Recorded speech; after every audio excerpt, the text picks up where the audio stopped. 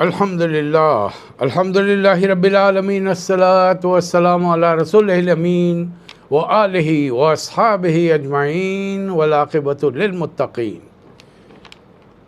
عزیزان گرامی، السلام علیکم ورحمۃ اللہ وبرکاتہ۔ اعوذ باللہ من الشیطان الرجیم، بسم اللہ الرحمن الرحیم۔ وَلَوْ أَنَّ أَهْلَ الْقُرَىٰ آمَنُوا وَاتَّقَوْا لَفَتَحْنَا عَلَيْهِمْ بَرَكَاتٍ مِّنَ السَّمَاءِ وَالْأَرْضِ وَلَٰكِنْ كَذَّبُوا فَأَخَذْنَاهُمْ بِمَا كَانُوا يَكْسِبُونَ۔ صدق اللہ مولانا العظیم۔ سورہ اعراف کی آیت نمبر 96 تلاوت کی ہے، ترجمہ سماعت فرمائیے۔ اگر بستیوں کے لوگ ایمان لاتے اور اللہ کی ناراضگی سے بچنے کی روش اختیار کرتے تو ہم ان پر آسمان اور زمین سے برکتوں کے دروازے کھول دیتے، مگر انہوں نے تو جھٹلایا، لہٰذا ہم نے اس بری کمائی کے حساب میں انہیں پکڑ لیا جو وہ سمیٹ رہے تھے۔ آج انشاءاللہ تعالی مختصر جائزہ لیا جائے گا 9ویں پارے کا، جس کے شروع کے الفاظ ہیں قال الملأ الذین استکبروا من قومہ، اور اس قوم کے سرداروں نے جو اپنی بڑائی کے گھمنڈ میں مبتلا تھے، انہوں نے حضرت شعیب علیہ السلام سے کہا کہ یا تو تم اپنے پرانے دین پر باپ دادا کے واپس آؤ، ورنہ ہم تمہیں بستی سے نکال دیں گے۔ یعنی میں نے گزشتہ بار عرض کیا تھا آپ سے کہ اللہ تعالیٰ ان سوروں میں 8 10 پیغمبروں کی قوموں کے واقعات بیان کر رہا ہے کہ یہ کوئی قوم جب حد سے بگڑ جاتی ہے اور اللہ تعالیٰ کے احکامات پس پش ڈال کر برائیوں، فحش، منکر میں مبتلا ہو جاتی ہے، تو اللہ تعالیٰ ان کو پہلے کسی نہ کسی مصیبت میں ڈالتا ہے تاکہ دل نرم پڑے، اور پھر نبی کو بھیجتا ہے، کتابوں کو نازل فرماتا ہے تاکہ اس بستی کے لوگ راہ راست پر لوٹ آئیں۔ حضرت شعیب علیہ السلام کے بارے میں ہے کہ وہ بڑے اچھے خطابات کرتے تھے، انہیں خطیب الانبیاء بھی کہا گیا ہے۔ تو حضرت شعیب پر جب ان کی قوم پر عذاب آیا، فَأَخَذَتْهُمُ الرَّجْفَةُ فَأَصْبَحُوا فِي دَارِهِمْ جَاثِمِينَ، جب ایک دل دہلا دینے والی آفت نے ان کو آن لیا اور وہ اپنے گھروں میں اوندے پڑے کے پڑے رہ گئے، تو حضرت شعیب علیہ السلام یہ کہتے ہوئے بستی سے نکل گئے، یا قومی لقد ابلغتکم رسالات ربی، اے میری قوم، میں نے اپنے رب کے پیغامات تمہیں پہنچا دیے تھے، وَنَصَحْتُ لَكُمْ، اور تمہاری خیر خواہی کا حق ادا کر دیا تھا، فَكَيْفَ أَسَىٰ عَلَىٰ قَوْمٍ كَافِرِينَ، اب میں اس قوم پر کیسے افسوس کروں جو قبول حق کا انکار کرتی ہے۔ پھر وہ آیت آپ کے سامنے آئی 96 جو میں نے تلاوت کی تھی۔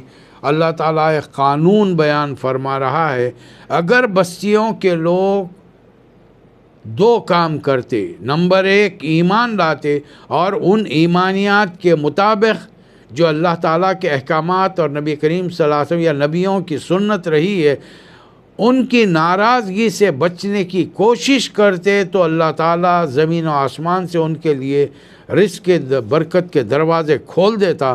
لیکن ہر قوم اپنی ظاہری ترقی، اپنے انداز زندگی اور طریقہ زندگی کے مطابق اتنی تکبر میں پڑی رہتی ہے کہ انہوں نے اللہ رسول کے احکامات کی ہمیشہ خلاف ورزی کی۔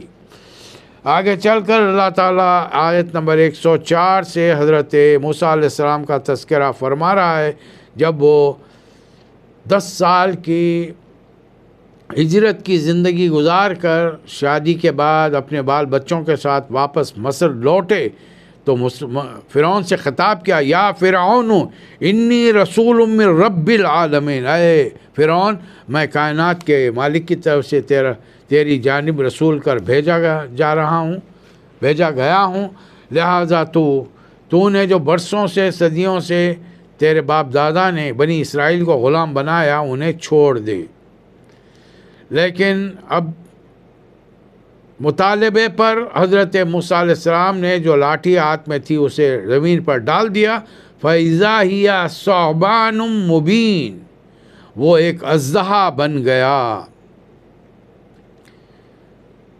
قوم کے لوگوں نے یہ دیکھ کر کہا کہ ان ھذا لساحر علیم، یہ تو بہت بڑا جادوگر ہے، ماہر جادوگر ہے، اور چاہتا ہے کہ تم کو تمہاری زمین سے نکال باہر کرے، اس لیے کوشش یہ کرو کہ پورے ملک سے جادوگروں کو جمع کرو، یا تو کا بکل ساحر علیم، ہر بڑے جادوگر کو لاؤ۔ اور جب وہ جادوگر سارے جمع ہو گئے، انہوں نے فرعون، دیکھیے جادوگروں کی کمزوری کیا ہوتی ہے جان لیجئے، اگر واقعی ان کے جادو میں اتنا زور ہوتا تو ہر ملک کا حکمران کوئی جادوگر ہوتا، لیکن یہ شعبدے بازی تو دکھاتے ہیں لیکن حقیقت میں کوئی اس کی حیثیت نہیں ہوتی، لہٰذا وہ ہمیشہ اپنی حاجات اور ضروریات زندگی پوری کرنے کے لیے مالدار لوگوں کے پاس ہاتھ پھیلاتے ہیں۔ اب یہاں پر وہ جا سحرۃ فرعون قالو، جب وہ جادوگر فرعون کے پاس آئے تو کہنے لگے ان لنا لاجرا ان کننا نحن الغالبین، اگر ہم جیت جائیں گے، غالب ہو جائیں گے موسیٰ پر، تو کیا ہمارے لیے کوئی اس کا اجر ملے گا، کوئی صلہ ملے گا؟ فرعون نے اپنے بادشاہی کے تکبر میں کہا نعم وَإِنَّكُمْ لَمِنَ الْمُقَرَّبِينَ، یقیناً تمہیں اس کا اجر دیا جائے گا، اس کا معاوضہ دیا گا، اور ہم تمہیں اپنا خاص آدمی بنا لیں گے، ہم جاگیریں دیں گے، مناصب دیں گے، مال و دولت تمہیں دیں گے۔ لگتا ہے کہ بہت بڑے اسٹیڈیم میں پوری قوم جمع ہے، فرعون اپنے وزراء کے ساتھ آ چکا ہے، اور میدان میں جادوگر، کئی سو جادوگر موجود ہیں۔ ادھر سے مقابلے کے لیے حضرت موسیٰ اور ہارون علیہ السلام تشریف لائے ہیں۔ جادوگروں نے پوچھا اے موسیٰ تم شروعات کرتے ہو یا ہم کریں؟ موسیٰ علیہ السلام نے فرمایا کہ تم ہی اپنا جادو شروع کرو۔ انہوں نے ان کے ہاتھوں میں جو رسیاں اور لاٹھیاں تھیں زمین پر پھینکی، جس کے نتیجے میں اطراف میں بیٹھنے والے تمام لوگوں کو اور موسیٰ علیہ السلام کو اعین الناس واسترہبوہم وجاؤوا بسحر عظیم، وہ تمام رسیاں سانپ بن گئیں، اژدہے بن گئیں، اور اللہ کے الفاظ میں وہ بہت زبردست جادو بنا لائے تھے۔ ایسے موقع پر حضرت موسیٰ علیہ السلام تک خوف زدہ ہو گئے، اللہ کو دوسرے سورہ میں کہنا پڑا یا موسیٰ لا تخف، اے موسیٰ ڈرو مت۔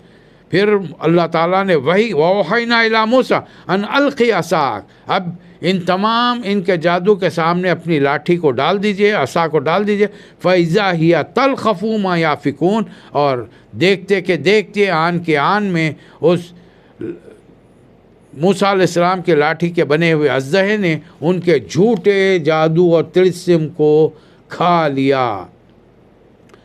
اور پھر اس چیز کا جو اثر جادوگروں پر ہوا وہ یہ الفاظ آپ دیکھیے فَغُلِبُوا هُنَالِكَ وَانقَلَبُوا صَاغِرِينَ،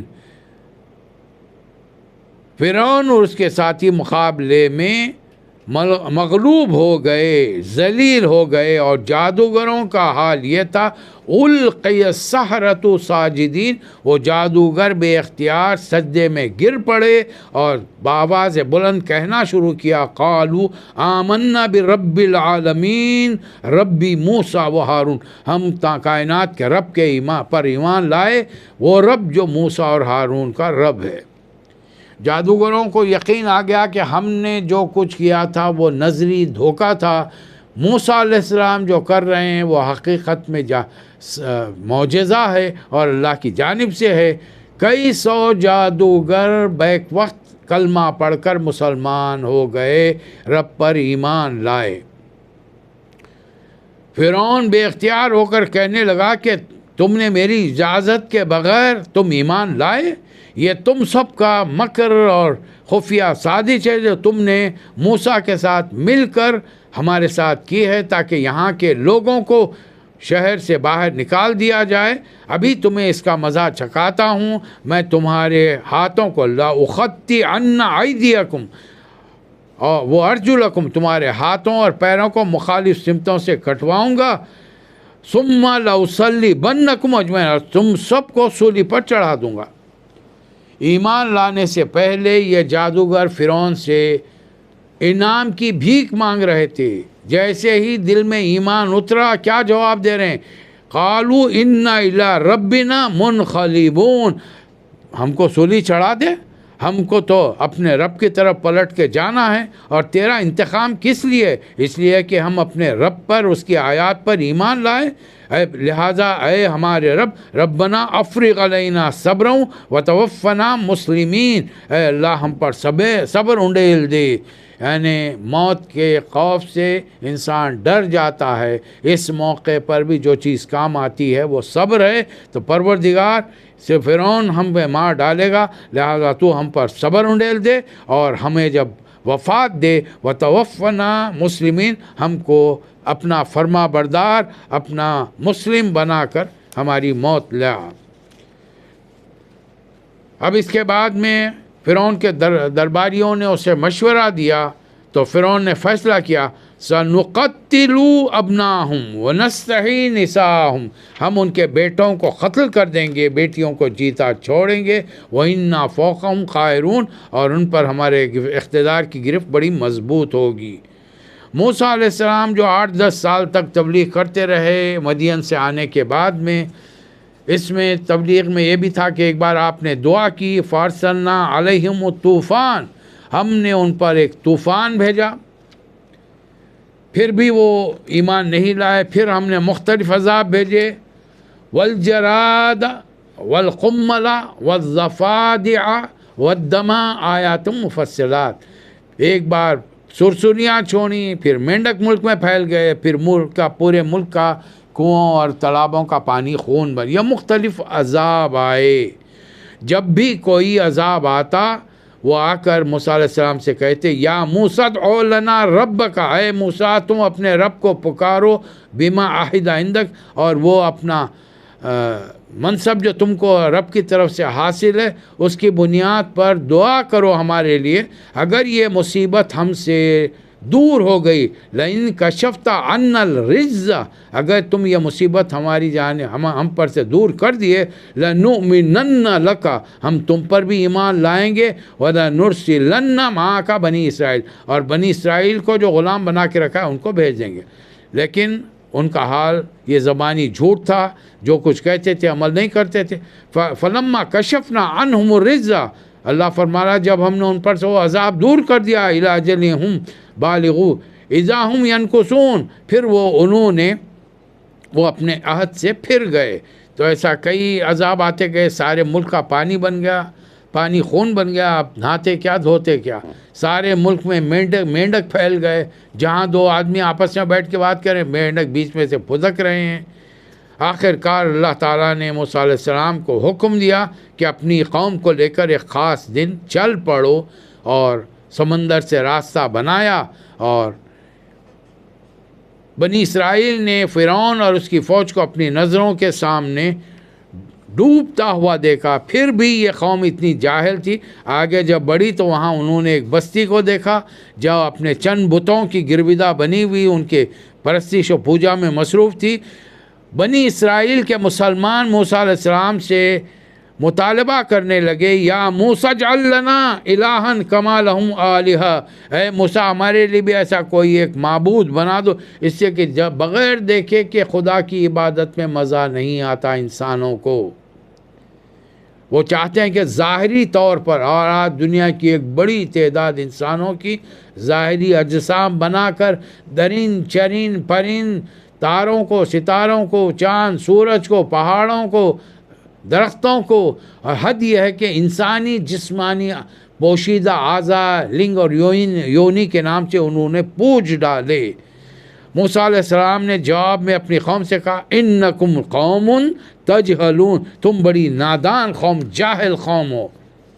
یہ لوگ جس طریقے کی عبادت کریں وہ تو برباد کرنے والا ہے اور باطل ہے، میں تمہیں اللہ کی عبادت کے علاوہ کسی اور معبود کو کیسے تلاش کر سکتا ہوں۔ پھر موسیٰ علیہ السلام بات کرنے کے لیے گئے، اور یہاں پر اللہ تعالیٰ سے انہوں نے ایک مطالبہ کر دیا، اتنا لمبا عرصہ گفتگو میں ہو رہا ہے، اے اللہ ربی ارنی انظر الیک، اے اللہ میں تجھے دیکھنا چاہتا ہوں۔ اللہ نے فرمایا لن ترانی، کوئی انسان اس جسد ظاہری کے ساتھ، مٹی کے جسم کے ساتھ اللہ کو نہیں دیکھ سکتا۔ اے موسیٰ ایک کام کرو، وَلَٰكِنِ انظُرْ إِلَى الْجَبَلِ، آپ پہاڑ کی طرف دیکھتے رہو، ہم اس پر اپنی تجلی ڈالتے ہیں۔ اگر اس پہاڑ کی جو کیفیت ہوئی آپ نے اسے سہار لیا تو سمجھیے کہ آپ ہمیں دیکھ سکتے ہیں۔ فَلَمَّا تَجَلَّى رَبُّهُ لِلْجَبَلِ جَعَلَهُ دَكَّا، اللہ نے اپنی تجلی ڈالی اس پہاڑ پر، اور جب پہاڑ اللہ کے نور کی تجلی سے ریزہ ریزہ ہو گیا اور وَخَرَّ مُوسَىٰ صَاعِقًا، حضرت موسیٰ علیہ السلام بے ہوش ہو کر گر گئے زمین پر۔ پھر جب ہوش آیا، فَلَمَّا أَفَاقَ قَالَ سُبْحَانَكَ، جب ہوش آیا تو کہنے لگے پاک ہے تیری ذات، تُبْتُ، سب سے پہلے میں تیرے حضور توبہ کرتا ہوں، تُبْتُ إِلَيْكَ وَأَنَا أَوَّلُ الْمُؤْمِنِينَ، اور میں تیرا پہلا ایمان لانے والا بندہ ہوں۔ اللہ نے جواب میں فرمایا، یا موسیٰ انی اصطفیتک علی الناس برسالاتی و بکلامی، اے موسیٰ میں نے دنیا کے تمام انسانوں میں تم کو چن لیا ہے پیغمبری کے لیے، اور ایسے فرد کی حیثیت سے جس سے زمین پر میں نے صرف اور صرف ایک ہی آدمی سے کلام کیا، اس لیے موسیٰ علیہ السلام کا خطاب کلیم اللہ ہے۔ موسیٰ علیہ السلام وہاں اللہ سے پیغامات احکامات لینے گئے، پیچھے بنی اسرائیل کے لوگوں نے سونا چاندی کا گلنے کا ڈال دیا کہ سونا چاندی کھو جائے گا، کسی ایک جگہ پہنچ کر جب وہاں قیام کا موقع ملے گا ہم اپنا مال بانٹ لیں گے۔ جب اس سونے چاندی کو آگ جلتی ہوئی آگ بھڑکتی ہوئی آگ میں ڈالا گیا، اس میں سے ایک بچڑا نکلا جس میں سے بیل کی سی آواز آتی تھی، اور اس وقت کے جادوگر سامری نے جو مسلمانوں میں سے تھا، اس نے بنی اسرائیل سے کہا کہ موسیٰ جس خدا سے بات کرنے کے لیے گئے ہیں یہی خدا ہے، اور قوم کے کافی لوگوں نے اس بت کو، اس بچڑے کو سجدہ کرنا شروع کیا، اور جب موسیٰ علیہ السلام واپس آئے تو دیکھا کہ قوم کے کچھ لوگ بچڑے کی عبادت کر رہے ہیں۔ حضرت موسیٰ علیہ السلام بڑے جلال میں تھے، بڑے جلالی پیغمبر تھے، غصے میں آئے اپنے بھائی پر کہ تم کو میں نے ان کا جانشین بنایا تھا، لیکن تم لوگوں نے میرے بعد اتنا صبر نہیں کیا کہ اپنے رب کا حکم کا انتظار کر لیتے تھے۔ حضرت ہارون علیہ السلام نے کہا کہ میرے بھائی مجھ سے ناراض مت ہو، ان لوگوں نے مجھے دبا لیا تھا اور خیب تھا کہ مجھے مار ڈالتے۔ موسیٰ علیہ السلام نے ایسے موقع پر کہا کہ پروردگار رب اغفر لی ولی اخی، میری اور میرے بھائی کی مغفرت کر، وانت ارحم الراحمین۔ پھر جب موسیٰ علیہ السلام کا غصہ ٹھنڈا ہوا اور اللہ نے جو 10 کمانڈمنٹس انہیں دیے تھے پتھر کی لکھی ہوئی کھدی ہوئی تختیوں پر جس میں ہدایت اور رحمت تھی، ان کے لیے جو لوگ اپنے رب سے ڈرتے تھے، موسیٰ علیہ السلام نے قوم کے 70 افراد کو لیا اور جا کر طور پہاڑ پر ان سے اللہ تعالیٰ سے معذرت کی۔ اس وقت روایات ہیں کہ وہ 70 افراد سروں کو ذرا سا سجدے میں اٹھائے، دیکھنے کی کوشش کر رہے تھے کہ موسیٰ جس رب سے بات کریں کیا اب ہم بھی اسے دیکھ سکتے ہیں۔ ایسے موقع پر ایک زوردار زلزلہ آیا تو موسیٰ علیہ السلام نے عرض کیا کہ پروردگار اگر آپ ان لوگوں کو ہلاک کر دیں گے یا اور مجھے بھی ہلاک کریں، آپ کر سکتے ہیں، لیکن کریں گے تو پھر قوم کے لوگ تو میری بات قطعی نہیں مانیں گے، اور چند نادان جو کام کر رہے ہیں اس کی وجہ سے پوری قوم کو، اس لیے ہماری مغفرت کر دیجیے۔ اللہ تعالیٰ نے انہیں معاف کر دیا، وہ واپس لوٹے۔ اس کے فوری بعد اللہ تعالیٰ آیت نمبر 158 میں رسول اللہ صلی اللہ علیہ وسلم کے بارے میں فرما رہا ہے کہ دیکھو موسیٰ صرف بنی اسرائیل کے لیے، خاص قوم کے لیے آئے تھے، لیکن محمد صلی اللہ علیہ وسلم قل کہہ دیجئے آپ اے نبی اپنی زبان مبارک سے، یا ایھا الناس انی رسول اللہ الیکم جمیعا، میں تم اے دنیا کے انسانوں میں قیامت تک کے لیے تم سب کی جانب اللہ کا رسول ہوں۔ اور اللہ کون ہے؟ الذی لہ ملک السماوات والارض لا الہ الا ہو یحیی و یمیت۔ یہ ہے خدا کی شان کہ زندگی موت اس کے قبضے قدرت میں ہے اور اس کے سوا کوئی معبود نہیں۔ چونکہ بنی اسرائیل اب نئی بستی میں داخل ہونے کے بجائے بزدلی کا مظاہرہ کیا تو اللہ تعالیٰ نے ان کو رزق کا بندوبست کیا. وَظَلَّلْنَا عَلَيْهِمُ الْغَمَامَ، ہم نے ان پر بادلوں کا سایہ کیا. وَأَنزَلْنَا عَلَيْهِمُ الْمَنَّ وَالسَّلْوَىٰ، کھانے پینے کے لیے من اور سلوہ دیا. اور پانی پینے کے لیے ایک چٹان میں سے موسیٰ علیہ السلام نے جب ضرب لگائی، اس میں سے من حسنۃ عشرۃ عینہ، 12 چشمے پھوٹ کے نکلے چشمے. قد علم کل اناس مشربہم، اور یہ 12 قبیلوں کو ان کے پانی پینے کی جگہ مل گئی. اب اللہ تعالیٰ بنی اسرائیل کا، یہ مکی سورہ ہے، بنی اسرائیل کا ایک اہم واقعہ سورہ اعراف میں بیان کر رہا ہے جو 12ویں سال نازل ہوا. اس میں اللہ تعالیٰ نبی کریم صلی اللہ علیہ وسلم کے امتیوں کو ایک سبق دے رہا ہے. وہ سبق کیا ہے؟ وَاسْأَلْهُمْ عَنِ الْقَرْيَةِ الَّتِي كَانَتْ حَاضِرَةَ الْبَحْرِ، اے نبی صلی اللہ علیہ وسلم ان یہودیوں سے، اس لیے کہ رسول اللہ صلی اللہ علیہ وسلم اب 1.5 سال کے بعد یہودیوں کے پاس جب مدینہ جائیں گے، یہودیوں سے علماء بھی وہاں پر ہیں، عام آدمی بھی ان سے ملاقات کریں گے. اور اس سے پہلے جو مدینے سے آنے والے ایمان لائے ہیں نبی کریم صلی اللہ علیہ وسلم پر، وہ یہ سورہ یاد کر کے جائیں گے، سورہ انعام، سورہ اعراف. تو ان کو موقع ملے گا یہودیوں کے ساتھ ڈائلاگ کرنے کا. وہ پوچھیں گے کیا کیا چیزیں تم پر حرام کی گئی ہیں، اور تم نے خواہ کے اپنے لیے کچھ چیزیں کیوں حرام کی تھیں جبکہ اللہ تعالیٰ نے محمد صلی اللہ علیہ وسلم پر حلال کی ہیں. سورہ انعام کے اندر باتیں آئیں گی. پھر ان سے اس بستی کے بارے میں پوچھیے جو سمندر کے قریب رہتی تھی، لیکن یہ بستی والوں نے ہفتے کے دن اللہ تعالیٰ کے احکامات کی خلاف ورزی کی. اور مزے کی بات یہ تھی کہ اس دن پورے سمندر سے لگتا تھا کہ مچھلیاں اس ساحل پر، اس بستی کے کنارے پر جمع ہو گئی ہیں. ان میں بڑی قیمتی مچھلیاں ہوتی تھیں، بڑی بڑی مچھلیاں ہوتی تھیں. ان کا دل نہیں مانا اور انہوں نے ہیلے بہانے کر کے ان مچھلیوں کو پکڑنے کے طریقہ اور راستہ معلوم کر لیا. نبیوں نے انہیں روکا. لوگوں نے 3 قسم کے لوگوں کا اللہ یہاں ذکر کر رہا ہے. ایک وہ لوگ جو جمعے کی شام سے لے کر ہفتے کی رات تک انہیں عبادت کے لیے کہا گیا، لیکن انہوں نے مچھلیاں پکڑیں. شروع میں ان پر عذاب نہیں آیا، انہوں نے مچھلیوں کی تجارت شروع کی، مالدار بن گئے. اب اس بستی میں 3 قسم کے لوگ ہو گئے. ایک بستی کے اندر رہنے والے، انہوں نے اپنے مال و دولت کی بنیاد پر بستی کے سامنے ایک بڑی سی فورٹ فصیل تعمیر کر لی. دوسرے وہ لوگ جو برائی تو نہیں کرتے تھے لیکن برائی کرنے والوں کو روکتے نہیں تھے، خاموش بیٹھ کر سائلنٹ تماشائی فیچرز تھے. بھئی ان کے اعمال ان کے ساتھ، ہمارے اعمال ہمارے ساتھ، ہم تو برائی نہیں کرتے. تیسرا گروپ سی ان کا تھا جو برائی نہیں کرتے تھے اور گروپ اے کے لوگوں کو نصیحت کرتے تھے. تو یہ گروپ بی والے ان سے کہتے تھے لما تعیذون قوما اللہ مہلکا، تم اس قوم کو کیوں نصیحت کر رہے ہو جس کو اللہ ہلاک کرنے والا ہے یا عذاب دینے والا ہے. تو تیسرے گروپ کا کہنا یہ تھا معذرتاً الی ربکم، یہ ہمارے رب کے ساتھ معذرت ہے کہ ہم ہاتھ سے نہیں روک سکتے، لہٰذا ہم نے ان کو زبان سے نصیحت کی. آخر کار اللہ کا ایک عذاب جنرل آیا جس میں اللہ تعالیٰ نے گروپ نمبر اے اور بی دونوں کو پکڑ لیا. یہ ہلکا عذاب تھا. پھر بھی یہ لوگ نہیں مانے تو اللہ کا سب سے بڑا عذاب یہ آیا. فلما اتوا، انہوں نے جب روگردانی کی، سرکشی میں یہی کام کرتے چلے گئے. انما نہوا عنہ قلنا لهم كونوا قردة خاسئین، ہم نے اس گناہ کرنے والوں کو دھتکارے ہوئے بندر بنا دیا. کتاب روایات میں ہے کہ دوسرے دن یہ جو لوگ بستی کے باہر رہنے والے تھے، ان میں 2 گروپ تھے. ایک تو برائی نہیں کرتا تھا لیکن برائی کرنے والوں کو ٹوکتا نہیں تھا. دوسرا گروپ نمبر سی برائی نہیں کرتا تھا لیکن ٹوکتا تھا.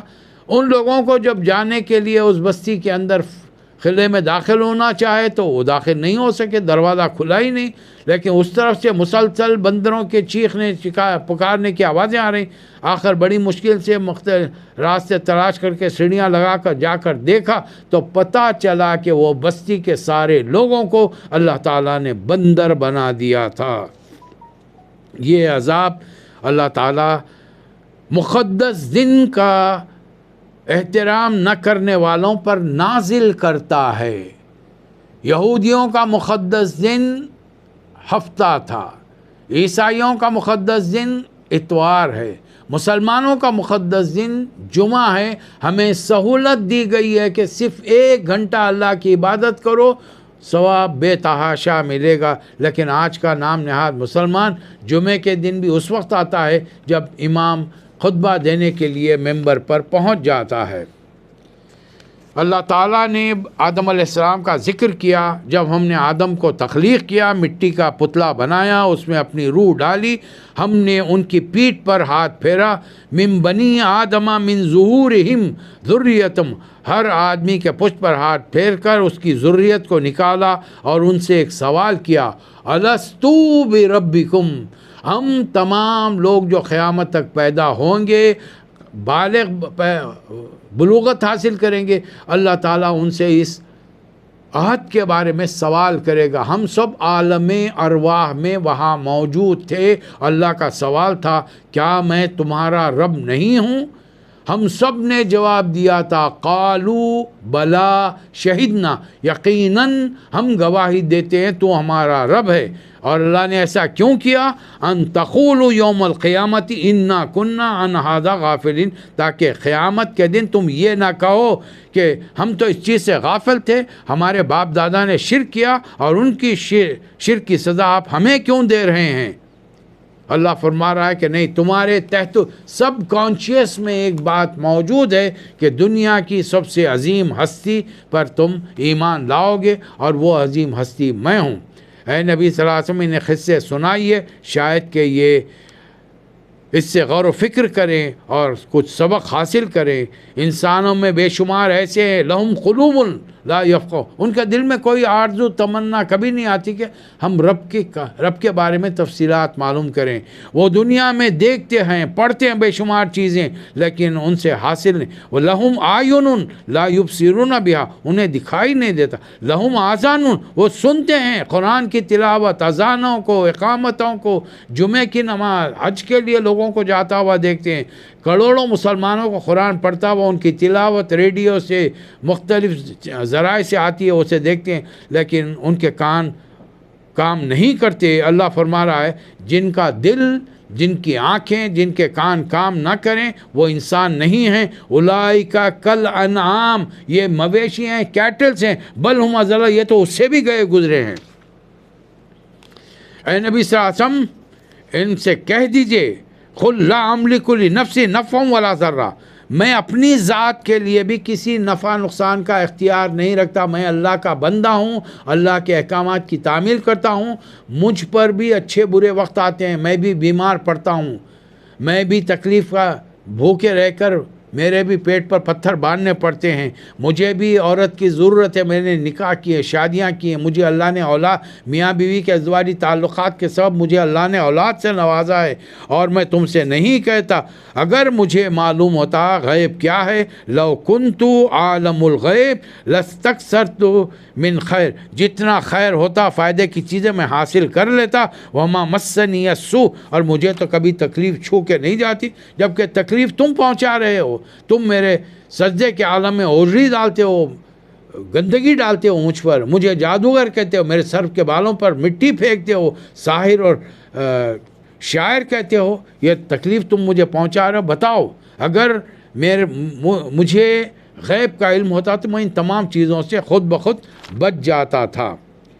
اے نبی صلی اللہ علیہ وسلم، آپ نے تبلیغ کا حق ادا کیا ہے تو ایک کام کیجئے، خذ العفو وامر بالعرف واعرض عن الجاہلین، نرمی درگزر کا طریقہ اختیار کیجئے، معروف باتیں جو حق اور سچی ہیں ان کی تلقین کیا جائیے، جاہلوں سے مت الجھیے۔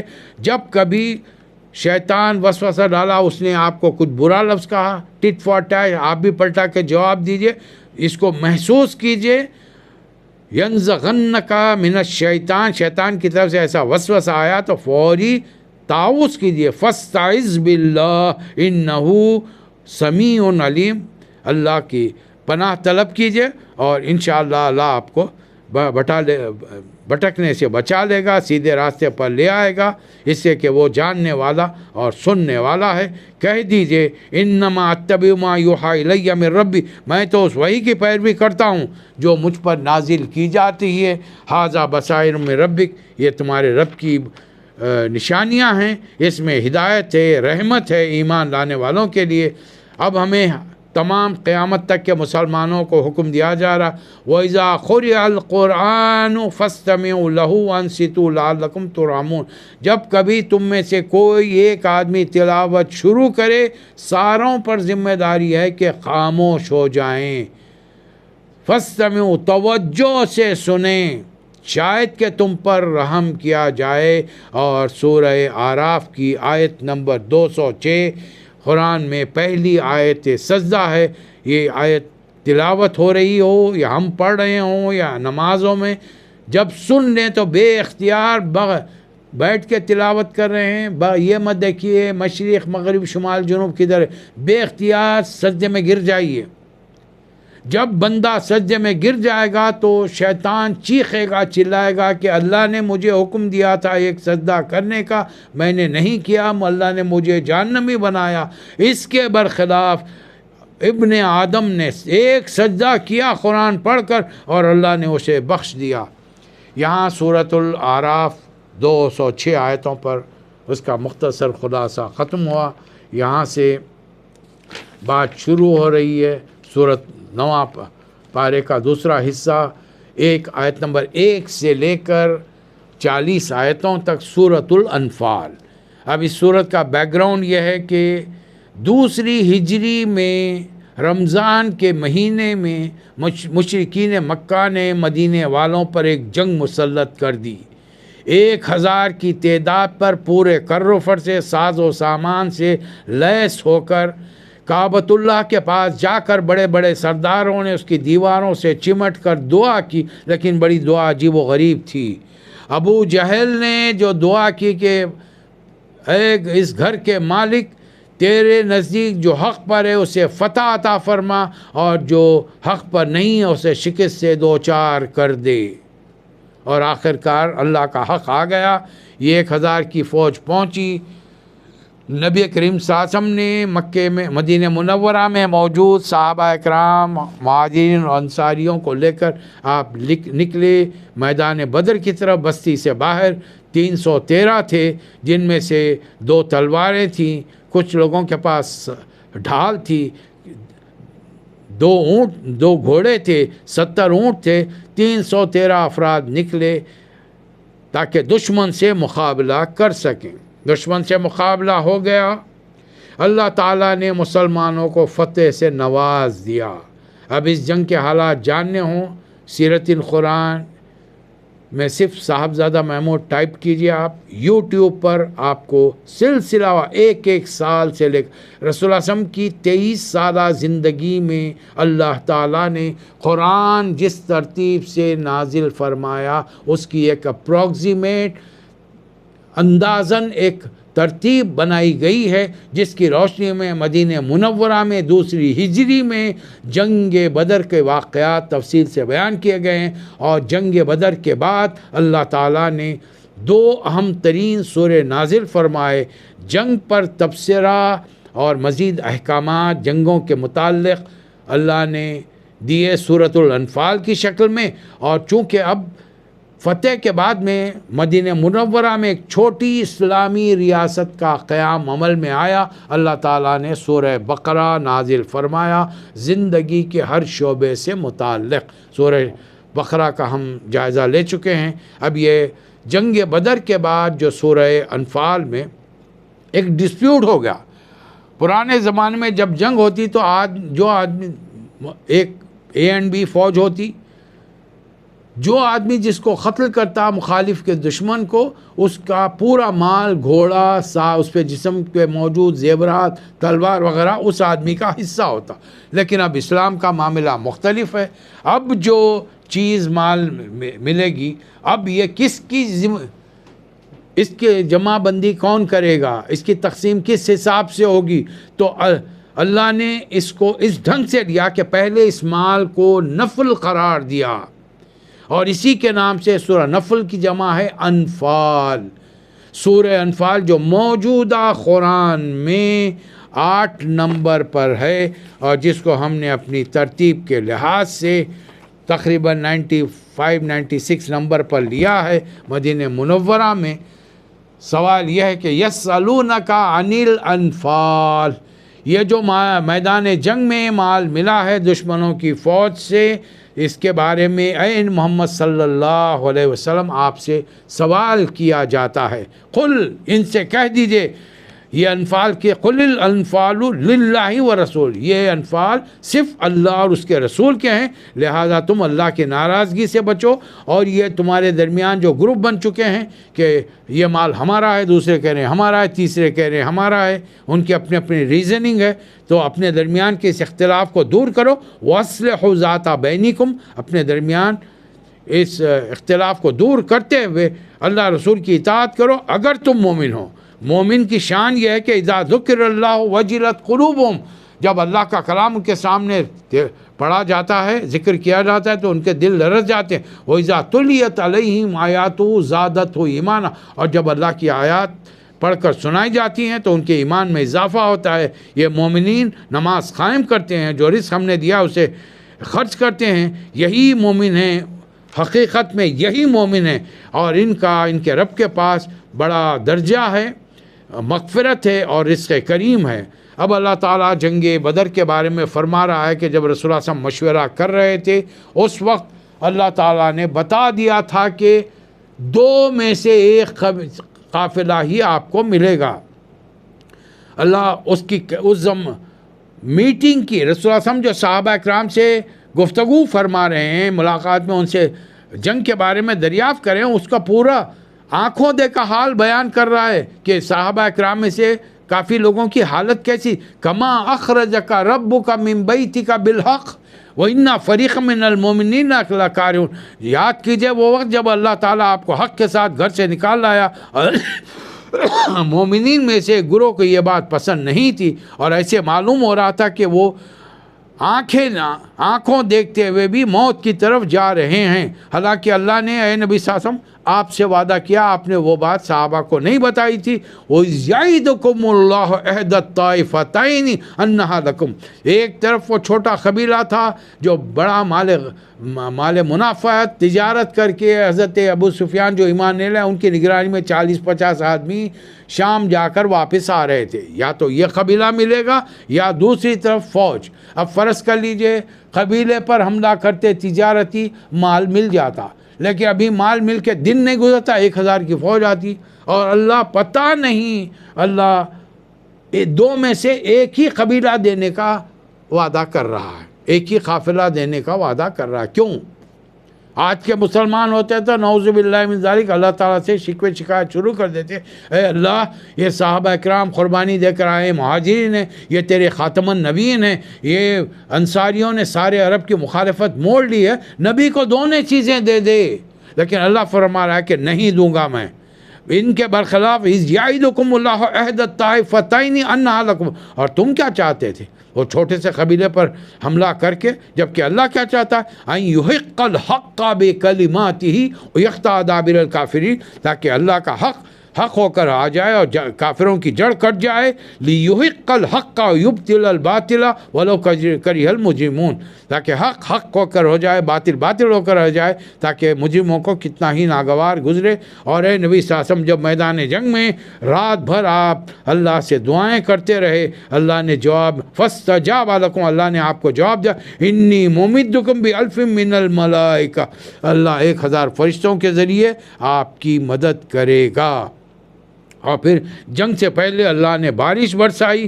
مسلمان چونکہ ایک ڈھلوان کے جانب تھے، پانی وہاں انہوں نے گڑھے بنا کر پانی جمع کیا اور بارش کی وجہ سے انہیں رات میں بڑی اچھی نیند آئی.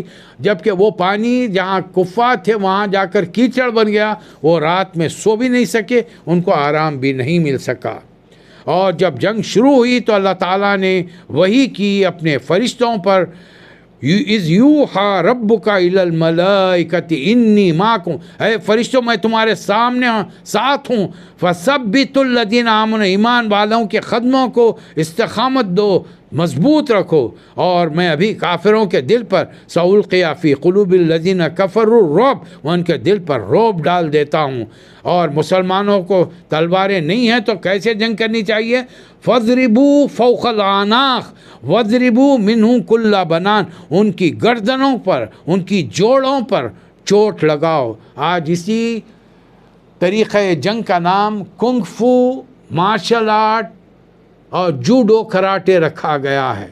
غیر مسلم یہ 1400 سال پہلے دشمنوں سے جنگ کرو، اگر تمہارے پاس ہتھیار نہیں ہے تو ان سے لڑنے کے طریقے بتائے گئے۔ مسلمانوں نے کچھ نہیں سیکھا، بلکہ غیر مسلموں نے بہت کچھ سیکھ لیا۔ اور جب جنگ ہوئی، اللہ تعالیٰ حکم دے رہا ہے کہ یا ایھا الذین آمنوا، اے لوگوں جو ایمان لائے، اذا لقیتم الذین کفروا، جب کافروں سے تمہارے لشکر کی صورت میں مٹبھیڑ ہو، مقابلہ ہو، تو پیٹ پھیر کر مت بھاگو۔ جو کوئی جنگ میں سے، میدان جنگ سے پیٹ پر پھیر کر بھاگے گا، وہ کتنا ہی بڑا کلمہ پڑھنے والا کیوں نہ ہو، اس کا ٹھکانہ جہنم ہے، بدترین ٹھکانہ ہے۔ اور جنگ میں فتح ہوئی تو اللہ فرما رہا ہے تم نے فلم تقتلوہم ولکن اللہ قتلہم، صحابہ سے کہا جا رہا ہے کہ تم نے قتل نہیں کیا، اللہ نے قتل کیا۔ قتل کس سے کیا جاتا ہے؟ ہاتھوں سے، تلوار چلا کر، نیزے چلا کر، تیر چلا کر، یہ تمام کام ہاتھ سے ہوتے ہیں۔ تو اس کا مطلب ہے کہ کیا اللہ کے ہاتھ ہیں؟ اللہ کوئی انسان کی جسمانی حیثیت اور کیفیت رکھتا ہے؟ اللہ کے پاس بھی۔ اور پھر فرمایا وہ جو تیر تم نے چلائے وہ تم نے نہیں چلایا، ولکن اللہ رمى، اللہ نے چلائے تیر۔